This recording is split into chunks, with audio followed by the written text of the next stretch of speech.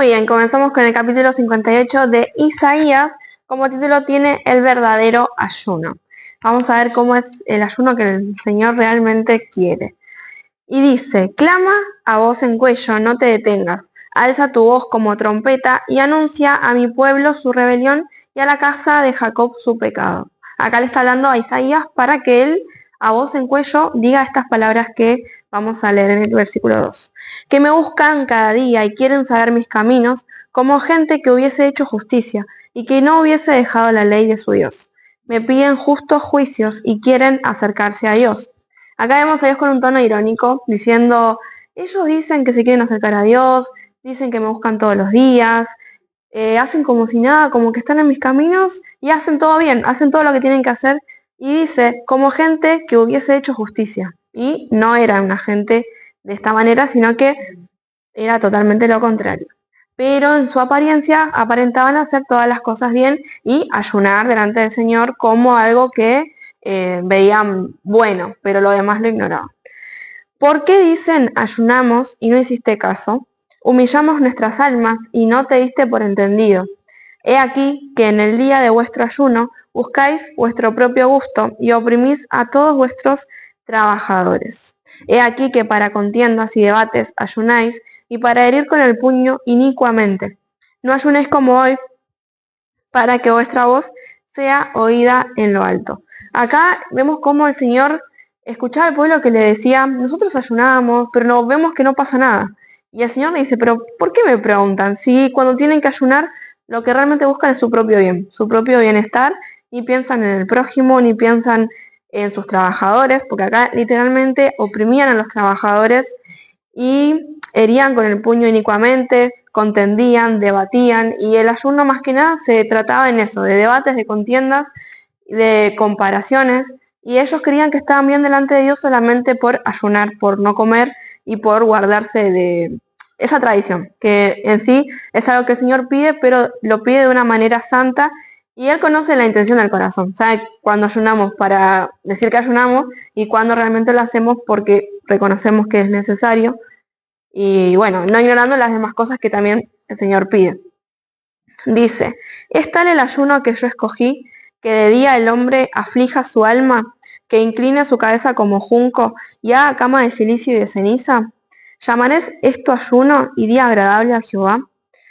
¿No es más bien el ayuno que yo escogí, desatar las ligaduras de impiedad, soltar las cargas de opresión y dejar ir libres a los quebrantados y que rompáis todo yugo?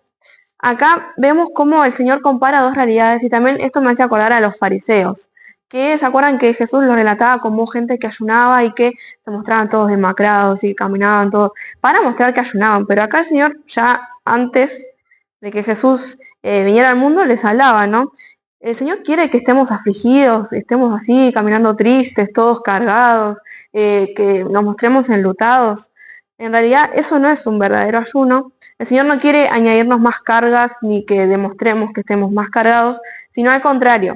Estar bien con Dios es, como dice, desatar las ligaduras de impiedad, soltar las cargas de opresión y dejar ir libres a los quebrantados y que rompas todo yugo. Comienza como estando bien con nuestro hermano. En este caso, estando bien con sus siervos, con quienes trabajaban para ellos, a quienes oprimían y le añadían cada vez más carga.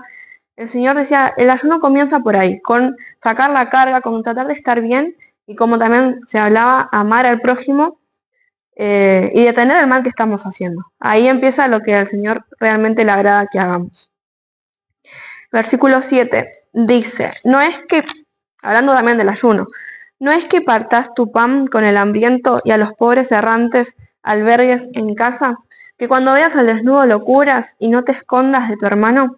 Podemos ver cómo literalmente puede pasar esto, que realmente haya alguien con necesidad y uno lo puede ayudar, le puede dar algo de comer, pero también como dice, cuando veas al desnudo lo cubras y no te escondas de tu hermano. Y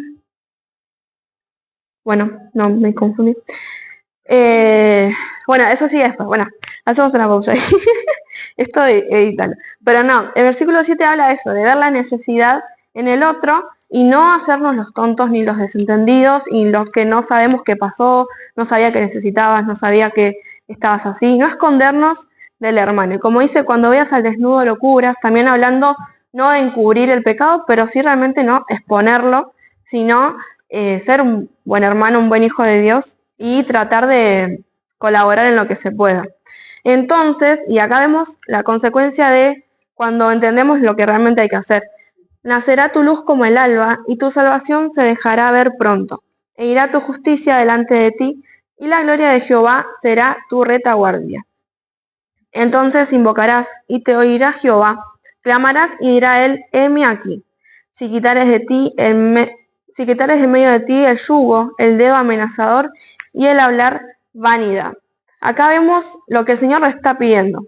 Quita de medio de ti el yugo, o sea, la opresión al que tenés como en un cargo más abajo, el dedo amenazador que podría ser como juzgar, acusar al otro, y también el hablar vanidad, como hablando de insultar, calumniar, decir cosas o esparcir rumores de una persona. Como dice el versículo 10 también, si dieres tu pan al hambriento y saciares el alma afligida, en las tinieblas nacerá tu luz y tu oscuridad será como el mediodía. Acá es el versículo que quería llegar, porque en el versículo anterior hablamos del alimento físico, pero acá como dice, saciarás el alma afligida, o sea que también más allá de lo físico, más allá de lo que uno puede ver, sino que también hay cosas que el Señor te muestra y quizás hay una oportunidad para hacer luz a esa alma afligida. Y como dice, si quitares de ti el yugo, el dedo amenazador y hablar vanidad, y eres tu pan al hambriento, y saciares el alma afligida, en las tinieblas nacerá tu luz, y tu oscuridad será como el mediodía. O sea, hay pecados por ser como se hablaba anteriormente, oprimir al siervo, pecados por hacer las cosas mal, pero también por no hacer pudiendo hacerlo. En este caso, por poder alcanzarle pan al hambriento y no lo haces, es pecado, y también acá, por poder llevar una palabra a alguien que ves que está en necesidad y no lo hacemos, también es pecado.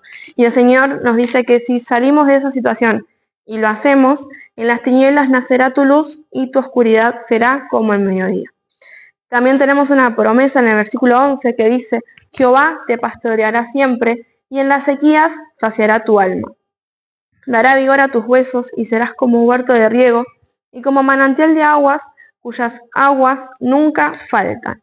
Vemos como aunque todos estemos en medio de un desierto, el Señor no nos dejará sin el pan, sin su presencia, sin su bendición. Y como dice, como un huerto de riego que tiene manantial de aguas que nunca se termina.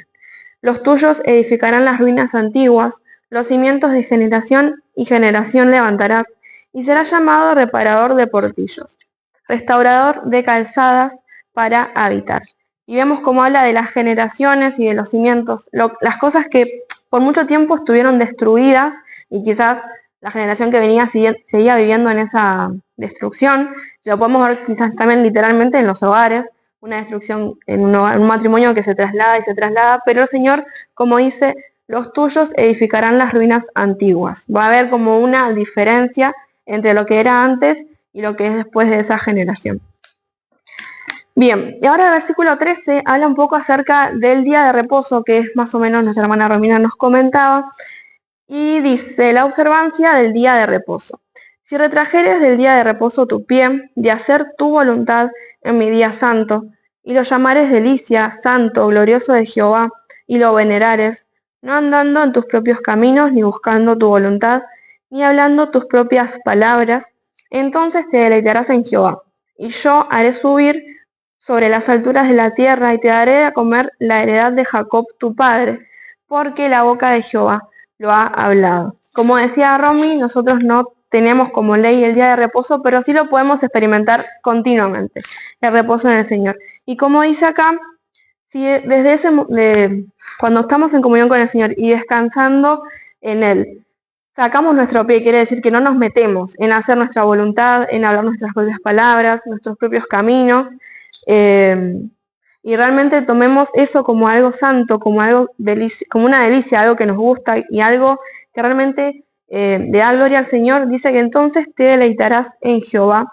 y yo te haré subir sobre las alturas de la tierra. Es como hay una promesa también al tomar esto como algo santo, y realmente, como dice, cada momento de nuestra vida podemos tomar Podemos tomarnos un día para ayunar, para buscar al Señor, y también podemos tomarnos ese tiempo para descansar en Dios, que tiene que ser continuamente. Ya no estamos bajo esa ley, pero necesitamos descansar en el Señor. Y podemos ver, mi hoja está, en este capítulo cómo hay dos cosas que son costumbres del pueblo de Israel, el ayuno y el día de reposo. Ellos, haciendo estas dos cosas, pensaban que estaban bien delante del Señor, estaban totalmente mal, pero de manera religiosa la cumplían. Entonces el Señor le quería mostrar que aunque se abstuvieran de ayunar se abstuvieran de comer y de trabajar, porque eso significaba cada cosa, no definía su caminar. O sea, más que nada, el Señor veía sus acciones, más que lo que no hacían. Y el Señor les quería mostrar esto, que el verdadero ayuno y el verdadero día de reposo era de esta manera, también teniendo consideración de todas sus obras durante todos sus otros días de la semana. Así termina el capítulo 58 y arrancamos el 59, que habla de otra cosa diferente acerca del pecado de Israel. La confesión del pecado de Israel. Y dice, he aquí que no se ha cortado la mano de Jehová para salvar, ni se ha grabado su oído, para oír. Pero vuestras iniquidades han hecho división entre vosotros y vuestro Dios. Y vuestros pecados han hecho ocultar de vosotros su rostro para no oír. ¿Qué quiere decir? Que Dios sí los estaba escuchando y estaba viendo todo lo que ellos hacían, cómo ayunaban, cómo guardaban el día de reposo, pero el pecado de ellos hacía que los sintieran lejos, como que Dios no los escuchaba, no los permitía ver a un Dios cercano. ¿Por qué? Porque estaban nublados de su pecado. Porque vuestras manos, y acá del versículo 3 al 8, vamos a ver todas las acciones que ellos estaban cometiendo. Vuestras manos están contaminadas de sangre, vuestros dedos de iniquidad, vuestros labios pronuncian mentira, hablan maldad vuestra lengua. No hay quien clame por la justicia ni quien juzgue por la verdad. Confían en vanidad y hablan vanidades, conciben maldades y dan a luz iniquidad. Incuban huevos de áspides y tejen telas de arañas. El que comiere de sus huevos morirá, y si los apretaren saldrán víboras. Sus telas no servirán para vestir, ni de sus obras serán cubiertos. Sus obras son obras de iniquidad, y obra de rapiña está en sus manos. Sus pies corren al mal, se apresuran para derramar la sangre inocente. Sus pensamientos, pensamientos de iniquidad. Destrucción y quebrantamiento hay en sus caminos. No conocieron camino de paz, ni hay justicia en sus caminos. Sus veredas son torcidas, cualquiera que por ellas fuere, no conocerá la paz. Acá vemos cómo era el pueblo. Asesinos, violentos, mentirosos, injustos, todo lo malo. Hablaban vanidades y algunos estudiosos dicen que es como que ellos pensaban que eran sensatos lo que estaban diciendo, o sea, algo sabio. En realidad eran tonterías, o sea, aún estaban nublados en su propio entendimiento para distinguir lo que realmente era de parte de Dios y lo que realmente era una tontería, que no se tenían que meter en eso. Como decían, también ponían trampas, como también haciendo, ¿vieron cómo se dice? Pisaste el palito. Bueno, de esa manera también se manejaban ellos para hacer caer a sus propios hermanos. Pero, como vieron que en una parte dice, tejen telas de arañas como para atrapar a la gente, pero dice el Señor que esas telas no lo van a poder cubrir. ¿Qué quiere decir? Que aunque tejan telas de arañas y se intenten tapar con eso, el Señor está viendo todo. Y ninguna tela y ninguna cosa. Claro. Sí, transparente. Y el Señor estaba viendo todas estas acciones del pueblo del Señor, que guardaban el día de reposo y el ayuno, pero hacían también todas estas acciones. Y versículo 9 dice, por esto se alejó de nosotros la justicia y no nos alcanzó la rectitud. Esperamos luz y he aquí tinieblas, resplandores y andamos en oscuridad. Vemos que dice, se alejó la justicia y la rectitud, y no podemos disfrutar de bendiciones que no buscamos. Es como, yo no puedo decir, ay no, se alejó la justicia si estoy practicando injusticia. Entonces el pueblo también veía que no había justicia, que no había rectitud, pero era por ellos mismos que no la estaban buscando. Palpamos la pared como ciegos y andamos a tientas como sin ojos. Tropezamos al mediodía como de noche, estamos en lugares oscuros como muertos. Gruñimos como osos todos nosotros y gemimos lastimeramente como palomas. Esperamos justicia y no la hay. salvación y se alejó de nosotros. Vemos cómo en donde tendría que haber luz, no la hay. Al mediodía están ciegos y dice que es como oscuridad como si fuera de noche. Y vemos también la comparación con los animales, ¿no? Cómo están sufriendo por su propio pecado. Y el versículo 12 es donde se confiesa el pecado de Israel. Y ellos entienden por qué le está viniendo todas estas cosas. Porque nuestras rebeliones se han multiplicado delante de ti. Nuestros pecados han atestiguado contra nosotros. Porque con nosotros están nuestras iniquidades y conocemos nuestros pecados. El prevaricar y mentir contra Jehová, y el apartarse de en pos de nuestro Dios, el hablar calumnia y rebelión, concebir y proferir de corazón palabras de mentira. Están admitiendo cada cosa que ellos estaban haciendo. Ahora vamos a ver como una metáfora de lo que se está viviendo, y dice, el derecho se retiró y la justicia se puso lejos, porque la verdad tropezó en la plaza y la equidad no pudo venir. Es decir, como la verdad quedó trabada y no pudo venir la equidad, o sea, lo equilibrado, lo verdadero del Señor, porque estaba pasando todas estas situaciones, como que todo fue frenado.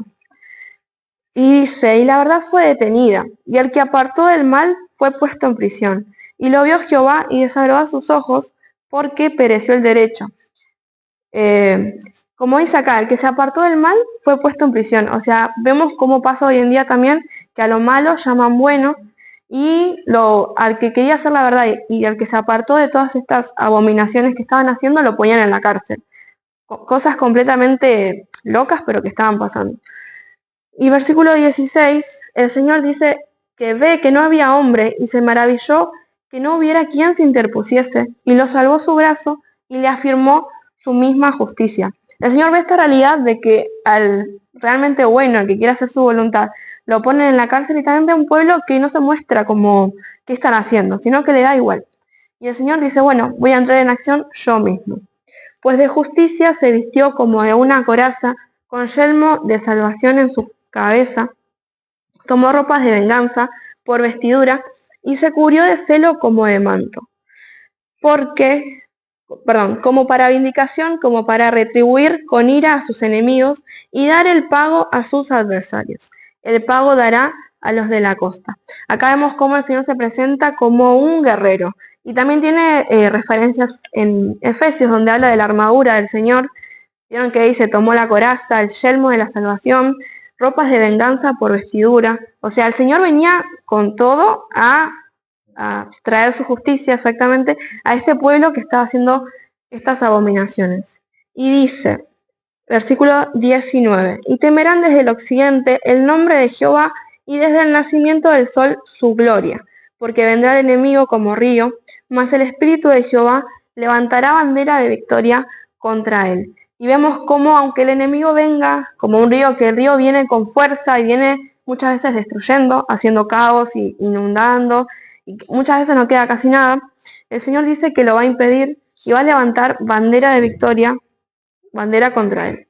Versículo 20 dice, y vendrá el Redentor, con mayúsculas, hablando de Jesús, el Mesías, a Sión y a los que se volvieran de la iniquidad en Jacob, dice Jehová. Y nos deja una promesa y dice, y este será mi pacto con ellos, dijo Jehová, el Espíritu mío que está sobre ti, y mis palabras que puse en tu boca, no faltarán de tu boca, ni de la boca de sus hijos, ni de la boca de los hijos de tus hijos, dijo Jehová, desde ahora y para siempre. Promete este espíritu que vive de generación en generación y es permanente, no como sus ídolos, y esa palabra de Dios que es permanente también, no como las palabras vanas que ellos hablaban entre sí. Y con esta promesa cierra el capítulo 59 que habla de la confesión del pecado de Israel.